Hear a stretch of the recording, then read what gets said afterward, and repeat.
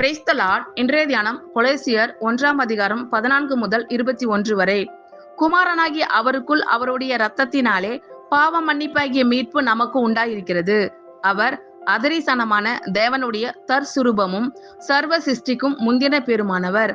ஏனென்றால் அவருக்குள் சகலமும் சிருஷ்டிக்கப்பட்டது, பரலோகத்தில் உள்ளவைகளும் பூலோகத்தில் உள்ளவைகளுமாகிய காணப்படுகிறவைகளும் காணப்படாதவைகளுமான சகல வஸ்துக்களும், சிங்காசனங்கள் ஆனாலும் கர்த்தவத்துவங்கள் ஆனாலும் துரைத்தனங்கள் ஆனாலும் அதிகாரங்கள் ஆனாலும் சகலமும் அவரை கொண்டும் அவருக்கென்றும் சிருஷ்டிக்கப்பட்டது.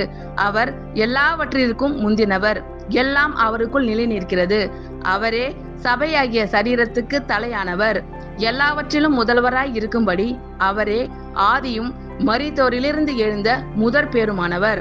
சகல பரிபூரணமும் அவருக்குள்ளே வாசமாய் இருக்கவும் அவர் சிலுவையில் சிந்தின இரத்தத்தினாலே சமாதானத்தை உண்டாக்கி பூலோகத்தில் உள்ளவைகள் பரலோகத்தில் உள்ளவைகள் யாவையும் அவர் மூலமாய் தமக்கு ஒப்புரவாக்கி கொள்ளவும் அவருக்கு பிரியமாயிற்று.